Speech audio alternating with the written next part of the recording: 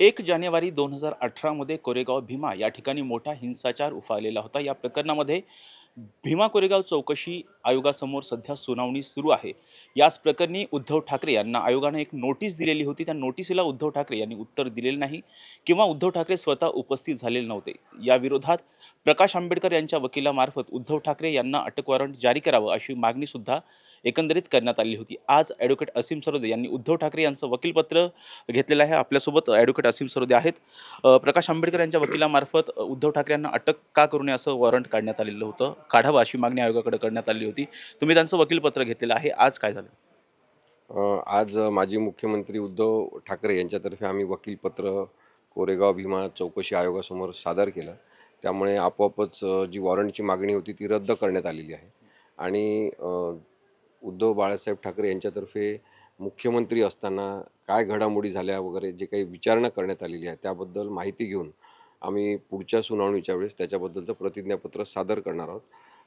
7 जानेवारी ते 10 जानेवारी अशी भीमा कोरेगाव चौकशी आयोगाची सुनावणी होणार आहे। तेव्हा 8 जानेवारीला आम्हाला त्यांनी प्रतिज्ञापत्र दाखल करायला सांगितलेलं आहे। या प्रकरणामध्ये शरद पवार यांनी एक पत्र लिहिलेलं होतं उद्धव ठाकरेंना मुख्यमंत्री असताना। ते पत्र आयोगाने शरद पवार यांना देण्यासाठी सांगितलं होतं। त्यांनी सांगितलं की माझ्याकडे ते पत्र नाही आहे आणि हेच पत्र त्यांनी उद्धव ठाकरे यांना लिहिलेलं होतं। त्यामुळे ते पत्र सादर करावं असं जे आहे आयोगाने सांगितलेलं आहे। असं काही तुम्ही पत्र सादर करणार? आता याच्यामध्ये प्रकाश आंबेडकर साहेबांना ही माहिती वृत्तपत्रातल्या कोणत्यातरी बातम्यांमधून कळली असं त्यांचं म्हणणं आहे आणि त्यामुळे त्यांनी शरद पवार साहेबांकडे सुद्धा विचारणा केलेली आहे की तुम्ही असं कोणतं पत्र दिलं होतं, त्याच्यामध्ये काय माहिती भीमा कोरेगाव संदर्भात आहे, अशी विचारणा त्यांनी त्यांना सुद्धा केलेली आहे। त्यामुळे शरद पवार साहेबांतर्फे सुद्धा वकील हजर झालेले आहेत आणि त्यांचं सुद्धा उत्तर दाखल करण्यात येईल। तसंच त्यांचं म्हणणं आहे की उद्धव ठाकरे हे तेव्हा मुख्यमंत्री होते आणि त्यांनी ते पत्र वाचलं असेल, ते पत्र त्यांच्याकडे असेल तर त्यांनी ते पत्र सबमिट करावं।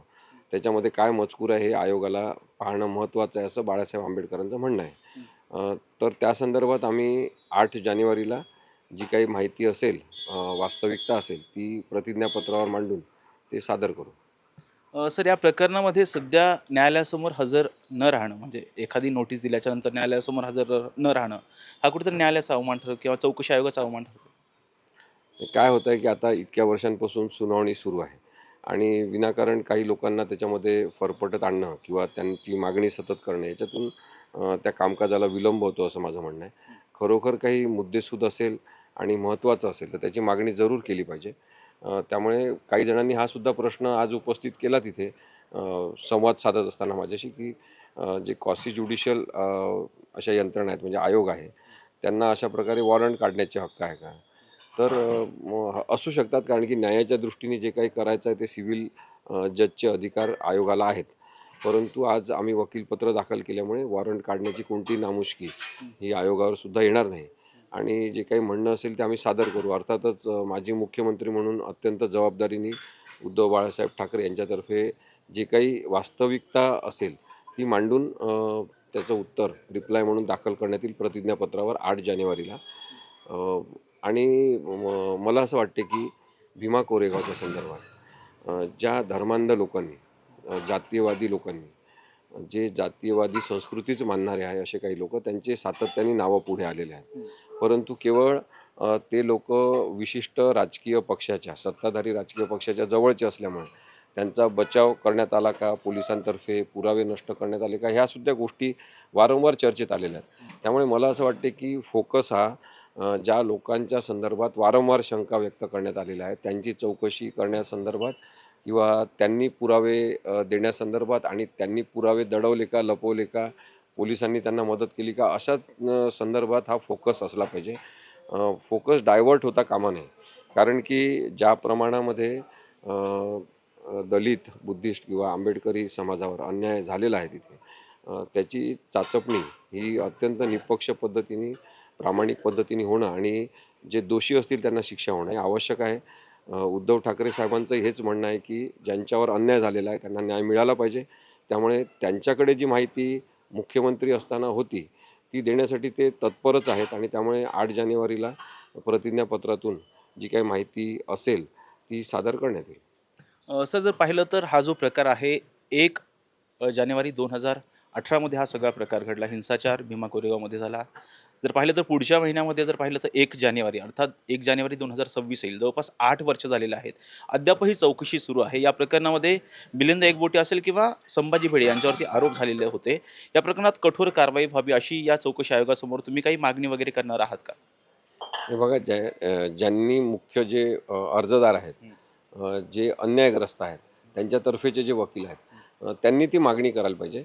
मला अशा प्रकारची मागणी करताना मर्यादा आहेत, कारण की मी प्रत्यक्ष अर्जदारांतर्फे वकील नाही. परंतु एक व्यक्ती म्हणून सुद्धा आणि एक वकील म्हणून सुद्धा माझं हे आधीपासून म्हणणं आहे की ज्यांच्यावर अन्याय झालेला आहे, संघटित पद्धतीने तो झालेला आहे, ठरवून तो झालेला आहे, नियोजनबद्ध पद्धतीने झालेला आहे, शासकीय यंत्रणेचा गैरवापर करून आणि शासकीय काही अधिकाऱ्यांची मदत घेऊन झालेला आहे, याबद्दल वृत्तपत्रांमध्ये सातत्याने छापून आलेला आहे. त्यामुळे चौकशी समिती या सगळ्याच गोष्टींचा नक्कीच विचार करेल असं मला वाटते.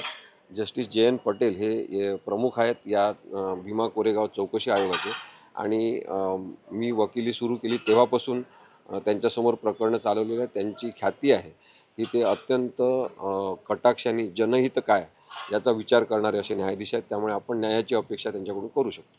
सातत्याने जी न्यायप्रविष्ट प्रकरणं असतात ती सातत्याने विलंब होताना पाहायला मिळते. इथे सुद्धा पाहिलं तर जवळपास 8 वर्ष होत आलेली आहेत. अद्याप हे प्रकरण सुनावणीसाठी न्यायाला विलंब म्हणजे अन्याय आहे, या वाक्याचा अर्थ कधीतरी आपण प्रत्यक्षात आणला पाहिजे. खरोखरच हा अन्याय आहे की लोकांवर त्यावेळेस जो अन्याय झाला असेल, मारहाण झाली असेल, त्यांचे घरं आणि त्यांचे दुकानं उद्ध्वस्त झाले असेल, जाळपोळ झाली असेल, त्या सगळ्या संदर्भात त्या लोकांना उभं राहण्यासाठी किती मोठी मानसिक आर्थिक ताकद लागली असेल परत, हे आपण समजून घेतलं पाहिजे. त्यामुळे अशा दंगलींच्या पार्श्वभूमीवर जे दंगलग्रस्त आहेत त्यांना दंगलखोरांपासून संरक्षण देण्यासाठी कदाचित एखादा वेगळा कायदा करावा लागेल, तर तो सुद्धा करण्याची सरकारची तयारी पाहिजे असं माझं मत आहे. हे होते ॲडव्होकेट असीम सरोदे. ज्या प्रकारे प्रकाश आंबेडकर यांच्या वकिलांमार्फत उद्धव ठाकरे यांच्या विरोधात अटक वॉरंट काढावं अशी मागणी भीमा कोरेगाव चौकशी आयोगासमोर करण्यात आलेली होती. त्याला ॲडव्होकेट असीम सरोदे हे प्रतिज्ञापत्राद्वारे जे आहे उद्धव ठाकरे यांच्यामार्फत जे आहे उत्तर देणार आहेत असं त्यांनी सांगितलेलं आहे. व्हिडिओ जर्नलिस्ट शिवाजी साळुंकेसह राजरत्न जोंधळे, टॉप न्यूज मराठी, पुणे. आता जोकासू STP या अत्याधुनिक जॅपनीज तंत्रज्ञानाने सुसज्ज, quick installation, energy efficient, noiseless blowers, low maintenance या आणि अशा वैशिष्ट्यांनी परिपूर्ण जोकासू STP तंत्रज्ञान प्रकल्प उभारणीपासून ते विक्री पश्चात समाधानकारक सेवा देणारी, भारताबरोबरच परदेशात देखील प्रकल्पांची यशस्वी उभारणी करणारी company Deccan water treatment private limited.